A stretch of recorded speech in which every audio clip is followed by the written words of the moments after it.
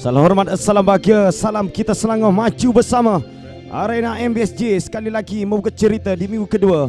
SSS Leopard dan juga pasukan Belang Tiga Warna Perak untuk minggu kedua ASI kumpulan A, yang mana kedua-dua pasukan masih lagi mencari 3 mata penuh selepas kedua-dua pasukan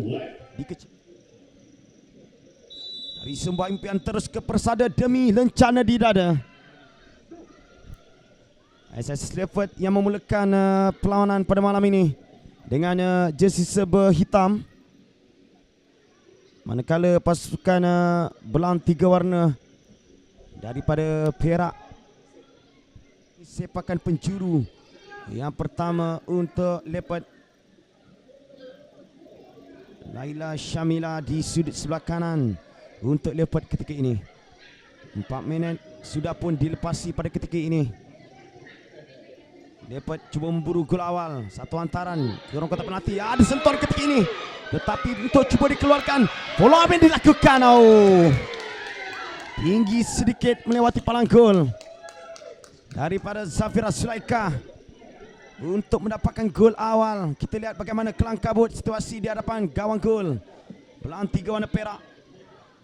Cuba diselamatkan tetapi tindakan susulan dan percubaan. Kita menyokong pembangunan bola sepak di peringkat bola sepak wanita ini yang terus memberikan kemeriahan dalam FS Women's Super League 2026. Boleh kongsikan secara langsung yang bisa langsung di YouTube channel FA Selangor FS.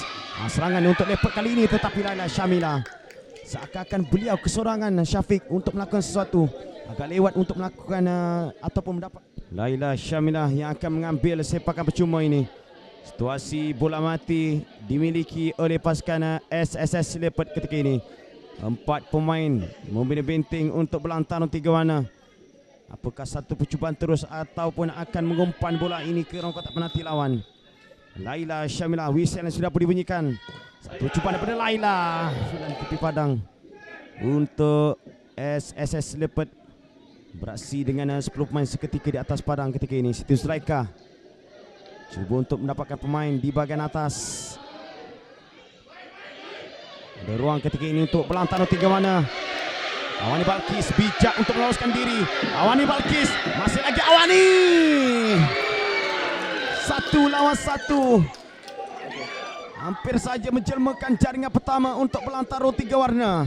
Satu larian yang cukup baik dilakukan oleh Balkis sebentar tadi. Kita lihat bagaimana satu tamu cukup baik, masih lagi dalam kawalan untuk melakukan serangan ketika ini. Tidak boleh lewat Anizara. Ada ruang ketika ini untuk Leopard. Kembali untuk membina perlawanan. Satu percubaan jarak jauh kali ini untuk menguji. Jaringan untuk Leopard. Percubaan di luar kotak penalti. Mereka mencari-cari untuk ngauman Leopard pada malam ini. Cubaan di luar kotak penalti hadir untuk jaringan pertama dalam usaha menewaskan Siti Zulaika. Untuk Leopard 1 ketika ini meninggalkan Belang Tiga Warna. Syafiq, ya, satu percubaan yang cukup baik. Kita lihat bagaimana sepakan dengan teknik yang cukup baik dilakukan oleh Siti Zulaika dengan tindakan bijak daripada rakan beliau yang melakukan hantaran pendek kepada beliau, dan satu percubaan yang akhirnya berjaya menewaskan gol pasukan Belang Tarung, iaitu Siti Zulaika untuk kali yang pertama pada malam ini. Gol yang cukup cantik sebenarnya berjaya dihasilkan untuk minggu yang kedua FAS Women League pada minggu ini.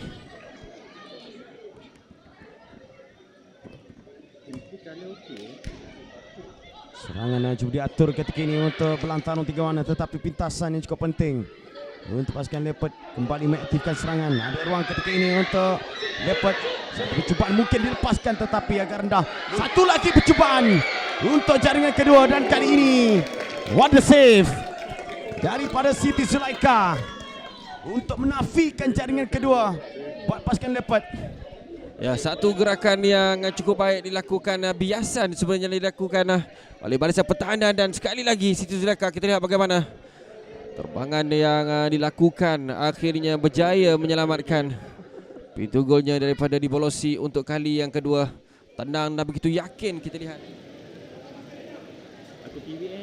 Dan tiba whistle panjang daripada pengadil petugas Rebecca Mackey untuk menamatkan perlawanan pada malam ini, memperlihatkan dapat memperoleh 3 mata penuh dengan kesusahan penuh.